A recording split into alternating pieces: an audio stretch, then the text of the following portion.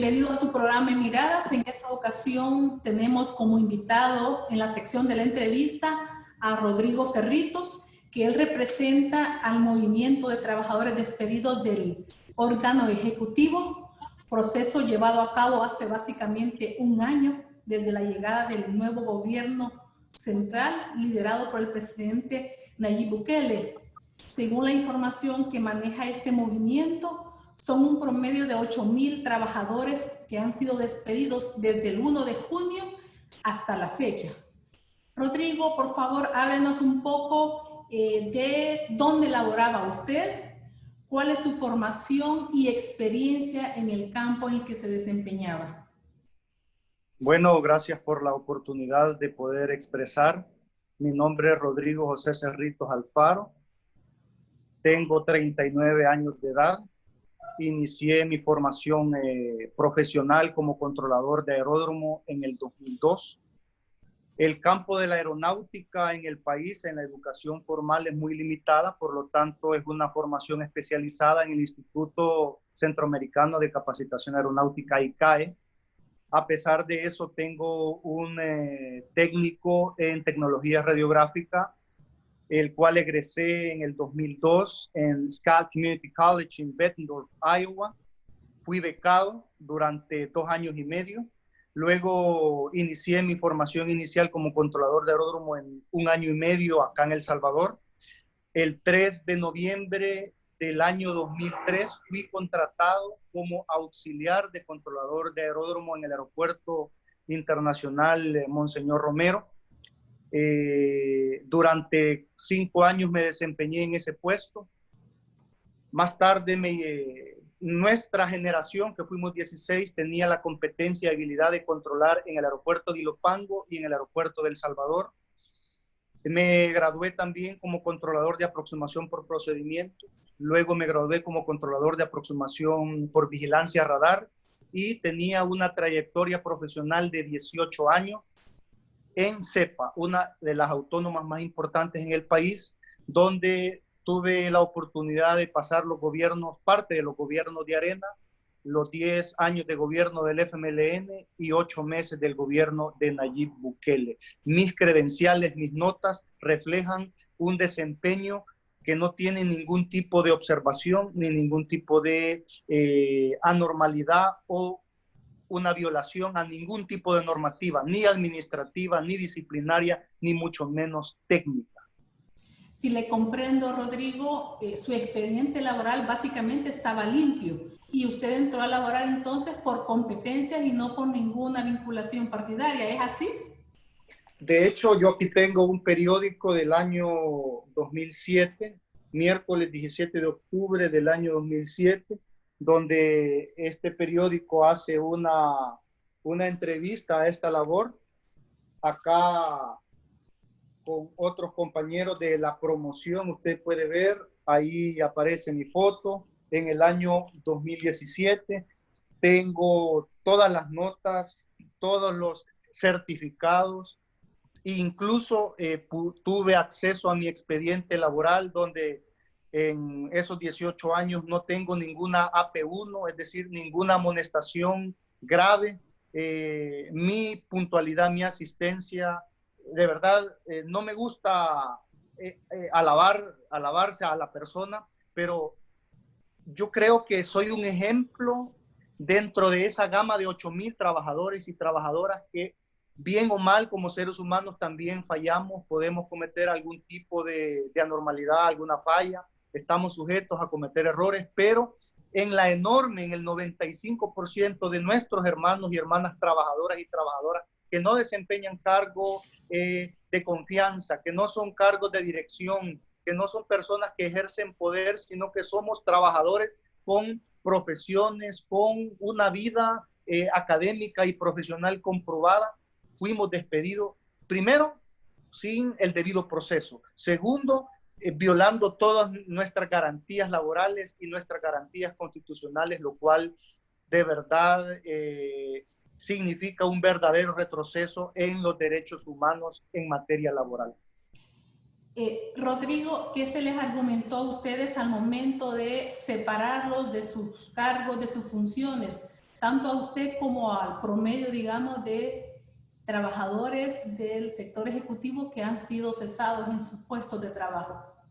Como usted sabrá y la mayoría de los amigos y amigas que van a tener la oportunidad, en El Salvador existe una dispersión de legislación laboral. Por un lado, los más de 8,000 trabajadores y trabajadoras despedidos estamos en el campo autónomo donde rige el Código de Trabajo, que obviamente tenemos las menores posibilidades de defender nuestros derechos porque en el sector privado, regido por el Código de Trabajo, no existe el derecho al reinstalo, y la interpretación jurídica en materia laboral es muy pobre y siempre va a afectar el sector autónomo, el sector del Código de Trabajo. Por otro lado, existe la ley de la función, perdón, lo que es la ley del servicio civil.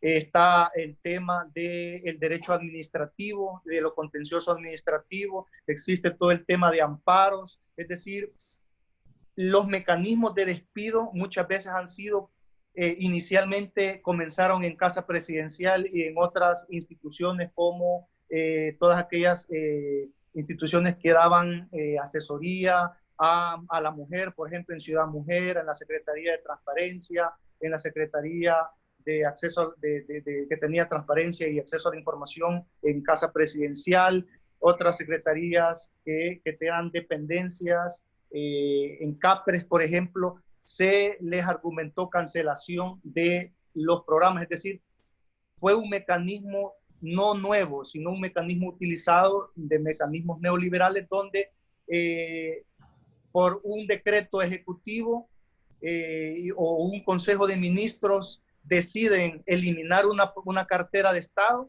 y por lo tanto eliminan las plazas, pero en el futuro ellos crean otras plazas con otro tipo de personas y con otra visión de gobierno. Entonces, las diferentes expresiones de violencia laboral, las diferentes expresiones de vulneración de derechos han sido diversas y por esa razón se han interpuesto demandas en el Ministerio de Trabajo, en el Tribunal de Servicio Civil, se ha seguido el proceso de una ley joven que tiene que ver con la ley de lo contencioso administrativo, donde se inicia un proceso administrativo interno que dura 30 días, luego se procede al contencioso administrativo, pero lamentablemente hay una retardación de la justicia laboral, no existe en la legislación nacional el derecho al reinstalo, a pesar de que hay ya evidentes sentencias de la Sala de lo Constitucional y lo que son convenios internacionales que facultan al Estado salvadoreño para poder realizar el reinstalo. Entonces, los diferentes métodos de despido han sido de forma violenta y de forma, decir, de la noche a la mañana se le dice una carta, no se le permite sacar sus cosas y de forma muy, pero muy, digamos, denigrante, se nos ha sacado de las instituciones, dejando nuestras cosas en los casilleros, dejando nuestras cosas en los comedores, es decir, ha habido una verdadera represión a los trabajadores y hay algo que nos une a todos, es que ninguno de nosotros tenemos vínculos de nepotismo, es decir, no somos amigos, no somos familiares, no somos primos, no somos sobrinos de ningún tipo de funcionario, ni de los gobiernos de Arena, ni mucho menos de los gobiernos del FMLN, y eso nos da la suficiente fortaleza moral, la suficiente fortaleza para públicamente poder denunciar estos atropellos que se están dando. Rodrigo, usted ha señalado un punto bien importante y es que hay instituciones creadas precisamente para garantizar los derechos de la clase trabajadora, tanto público como privada. Hablemos del rol del Tribunal de Servicio Civil, del Ministerio de Trabajo, que su nombre dice Ministerio de Trabajo, y por supuesto la Sala de lo Contencioso y la Sala de lo Constitucional de la Corte Suprema de Justicia. Hasta a un año de que se han dado los primeros despidos, que fue justo cuando entró al Ejecutivo el presidente Bukele. Es decir, ¿cuál es el rol que han asumido y si realmente se han vuelto tuteladores de los derechos laborales o cuál ha sido la realidad a la que se han enfrentado ustedes? Con toda honestidad y de cara a hacer un llamado no solo a nivel nacional, sino internacional. Nos hemos sentido abandonados por las principales instancias del Estado que tutelan los derechos laborales principalmente, llámese Ministerio de Trabajo, un ministro de Trabajo que incluso no ha tenido ni la amabilidad de podernos recibir y darnos una postura clara, pública. Por parte del Tribunal de Servicio Civil no ha estado funcionando. Uno de los miembros aduce no estar legalmente instalado. La Corte Suprema de Justicia quizás ha sido una de las instancias junto a la Procuraduría General de la República, hay que decirlo, quizás la procuradora, actual procuradora, ha sido alguien que sí ha estado dando muestras, señales oportunas. Sin embargo, ella ha tenido presiones importantes. Existe una unidad de apelaciones y defensora que le da seguimiento a todo el tema de amparos para el sector laboral. A ese sector han estado 5 personas trabajando de la mano con nosotros los diferentes meses. Sin embargo, se tuvo presión en un momento de desarticular esa unidad. Se intentó cambiar a las personas que ya tenían 20, 25 años de experiencia y trasladar las otras unidades en San Miguel para que las pocas victorias que se han tenido, porque hay que decirle, a lo largo de este año se han reinstalado en Casa Presidencial alrededor de 20 personas. Una de ellas, un caso bien emblemático, que se le ordenó al gobierno del presidente Bukele el reinstalo de la persona. La persona se hizo presente a Casa Presidencial, pasó el día prácticamente aislada, abandonada, y al siguiente día la volvieron a despedir, ya utilizando ya un método diferente, ya utilizando, como pudiéramos decir, el método o el procedimiento administrativo correspondiente, que significa de que a usted se le da una nota donde se le notifica su despido y usted tiene 8 días para responder, para contraargumentar que ese despido ha sido injustificado, no ha pegado el derecho. ¿Cómo está la situación de estos 8,000 trabajadores? Su realidad social, su realidad económica y familiar por producto de estos despidos que básicamente se ha cerrado la llave del ingreso en las economías de las familias. Bueno, yo lo podría mencionar en que hay 3 niveles. El primer nivel son de los sectores de madres solteras, por ejemplo, que son las que garantizan todo en el hogar, y que ellas han tenido, digamos, dificultades por varias situaciones. Primero, la discriminación por ser mujer.